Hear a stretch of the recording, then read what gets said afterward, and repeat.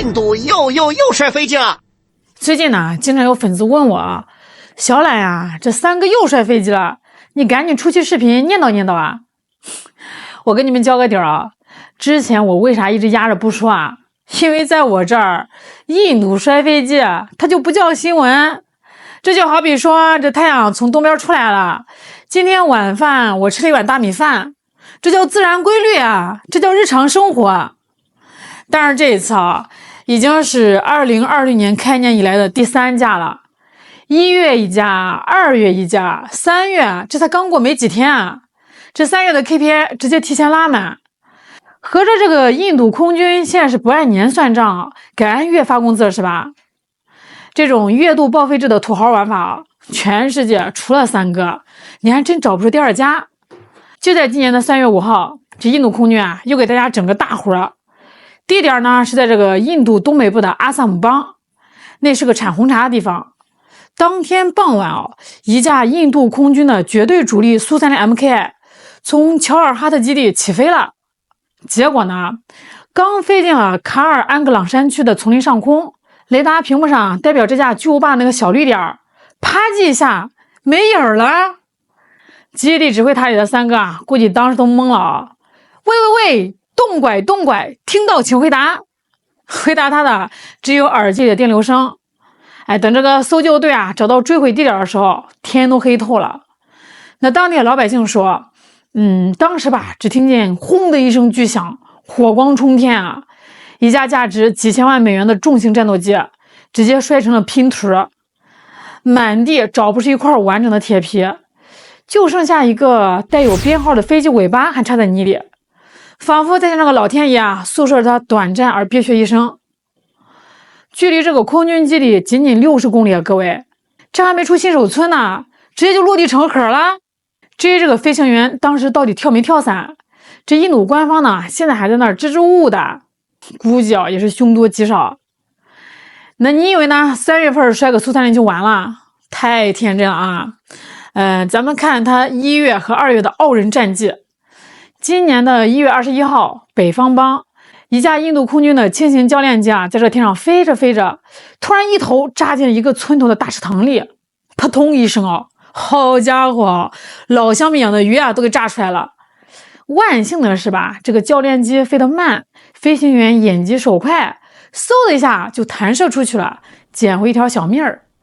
事后一查，嘿，机械故障，飞行员操作没毛病，纯是这个飞机他自己想不开，想下水洗澡。再看看2月7号这次摔的可是印度人心尖上的宝贝，光辉轻型战斗机。这架飞机在降落的时候直接来个硬着陆。啥叫硬着陆呢？就是不减速没姿态，直接拿着飞机的肚子往水泥跑道上砸，咣当一声飞机直接瘫痪。这个是光辉战机的第3次大翻车了。这下呢，连这个印度空军的高层都坐不住了呀，下是冷汗直流，直接下令所有的光辉战斗机全部停飞。所以你看，1月掉水里，2月砸跑道，3月炸丛林，海陆空3种玩法全给你安排的明明白白呀。这要在咱们国内出一个这种事故那整个基地从上到下全得停止反省。但是在印度这叫正常消耗，这就叫旧的不去，新的不来。咱们再聊聊这次的主角苏30 MKI。说起这个苏30咱们中国的军迷可太熟了。那当年呢，咱们也从这个俄罗斯引进了苏30 MKK， 但是各位注意这个后缀咱们买的叫 MKK， 这印度买的叫 MKI。这2个兄弟虽然是一个妈生的，但是那个命运可是天壤之别中国人买东西讲究一个踏实抗造，咱们当时挑的是那个俄罗斯自己都在用的，技术已经非常成熟稳定的配置。而3个呢，那可是出了名的人傻钱多爱面子呀。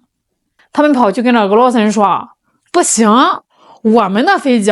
必须是全世界最牛的，什么新技术不管你试没试过，全给我加上。这俄罗斯军火商一听，哎呦喂，还有这种主动送上门的土豪小白鼠，太好了。于是乎，这俄罗斯呢就把自己正在实验室里捣鼓，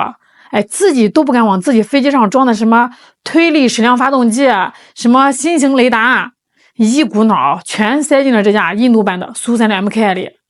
那个纸面参数看着叫一个豪华呀，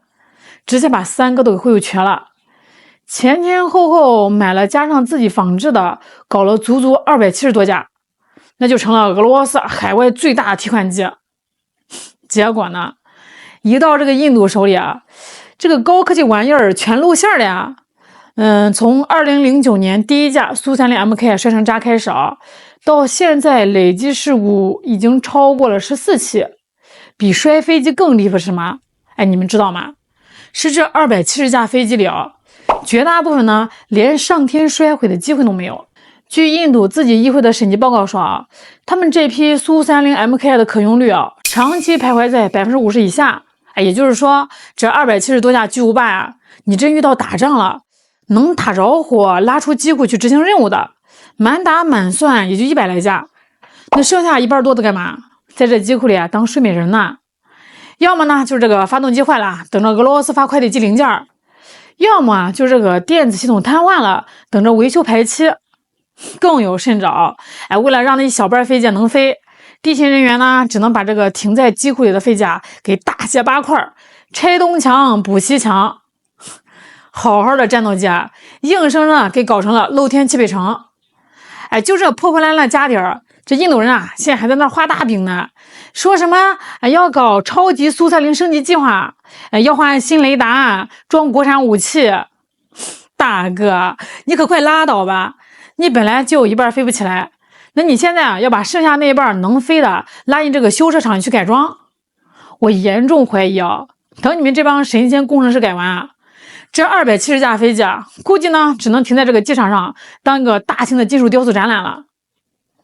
如果说苏30呢是被俄罗斯坑了，那咱们再来看看被这个印度人寄予厚望的纯正国产血统光辉战斗机。这玩意儿那简直就是世界航空史上的一朵旷世奇葩呀。咱们就说这个时间线各位听好了，这光辉战机是哪一年立项的？1983年。那年大哥大还没普及呢，结果人家三哥就已经开始雄心勃勃的要造这个国产隐身轻型战斗机了。然后呢，一转眼30多年过去了，到了2016年，三哥终于敲锣打鼓的宣布，我们的光辉战机具备初始作战能力了。说他具备作战能力那简直就是在侮辱作战这2个字从1983年折腾到现在的2026年，40多年的时间，印度空军使劲捏着鼻子接受的 MK1型光辉连40架都不到，平均1年造不出1架飞机。你就是雇几个大爷在这个院子里用锤子敲铁皮，也不至于这么慢吧。更搞笑的是，这印度人呢本来还挺嘚瑟，说你看我们虽然慢，但我们稳呀，服役了快10年了，没摔过吧。结果老天爷专治各种不服，从2024年开始光辉直接开启了连环自爆模式，3年摔了3架。更丢人的就是迪拜国际航展，全世界的买家军头都在那看着呢。三哥开着他们引以为傲的印度制造的光辉战机上去秀操作，结果啪叽一下当着全世界的面摔了个狗吃屎，不仅把这个印度的国际形象摔得粉碎，连带着那帮原来想看他笑话的西方媒体都沉默了，因为实在是太惨了呀，惨到人家都不好意思落井下石了。你以为这就是底线了？不，没有底线。印度政府呢现在天天吹牛，说要搞改进型的 MK1A， 说是这个印度制造的样板，非要用他们自己研发的这个国产雷达。结果在这个实验室折腾了半天那造出来的雷达连天上的大鸟和敌机都分不清楚。最后是实在没辙了偷偷摸摸的跑去找以色列买了人家的相控阵雷达。可是呢，连这个妥协的方案也搞砸了因为这个以色列呢，他现在自己都很忙，供应链跟不上，而且印度验收标准跟玩似的，导致这批飞机的交付呢，从2023年拖到了2025年。那现在这个印度的斯坦航空公司自己都舔着大脸承认了，哎呀，2026年估计交不了货了，大家再等等吧。听到这里，大伙儿是不是觉得这个事儿特别的魔幻？引进俄罗斯的被坑成残废，自己闭门造车的造了40年成一堆废铁，这2条路全给堵死了。这背后的根源到底是什么呀？我今天给大家把话挑明了。造战斗机它不是就是个菜场买菜，更不是在这个厨房里熬咖喱汤啊！只要你把各种调料就往这个锅里一扔，随便搅和搅和就能出锅。现在的战斗机它需要的是成体系的重工业和精密制造业的基础。这玩意儿是你用 PPT 能画出来的吗？是你靠在这个国际市场买能拼凑出来的吗？这印度的问题就在于他们总以为呢自己是个大国呀，只要这个口袋里有几个散碎银子，去这个欧美俄买最顶级的零件，拿回国让这个印度斯坦航空那帮大仙儿们用这个扳手和螺丝刀一拧，一架飞机就诞生了。结果呢，材料不过关，飞机飞着零件会掉，工艺达不到，这雷达装上去就是个瞎子，制造精密太差，发动机保养2次呢就直接报废了。没有金刚钻，非要揽瓷器活，连这个地基都没打好，就想着在上面建这个摩天大楼。最后的结果就是满地的飞机残骸和每个月雷打不动的坠机通报。说实话这印度空军嘛，现在真实处境比新闻里报的还要惨呢。那按照他们军方的最低要求面对中巴两线的防卫压力，这印度空军呢必须维持42个作战中队。可是实际上呢，满打满算现在能喘气的只有30个中队，而且这里面还有一大半是那种飞不起来的苏30和老掉牙的动不动就掉下来的米格21，能够随时挂弹升空拉出去能打的重型战斗机在广袤的边境线上根本就不够用。说句扎心的话真要到了关键时刻，印度空军可能连自己的雷达站都保护不了。可是哪怕这个天都快塌下来了，你看人家印度媒体和那些电视上的军事专家，人家那个心态那叫一个乐观，那叫一个松弛。前2天我在这边看这个印度电视台的一个访谈节目，一个留着大胡子的一个印度退役将军拍着胸脯在电视上大放厥词。他说：哎呀，大家不要慌，摔几架破苏30算什么？等我们把这个从法国订购的114架阵风战斗机全部拿到手，再加上之前买的36架，咱们凑齐150架阵风，凭着阵风的先进性能对付中国边境上的200架歼20，那绝对不在话下，绰绰有余听听拿3代半的阵风去碰瓷咱们5代机的天花板歼20，还150架打200架，我真的是连反驳的力气都没有了呀。我只能说这个恒河水不但能洗涤他们的灵魂，看来还能产生强烈的置换作用这种掩耳盗铃的自信，这种用嘴巴保卫领空的战术，确实是地球上一道独一无二的风景线。行吧，既然3个这么自信那咱们也没啥好担心的了，咱们就泡壶好茶，抓把瓜子儿，继续关注他们4月份的盲盒会开出什么惊喜吧。好啦，今天就聊到这儿了，我是小懒，咱们下期再见。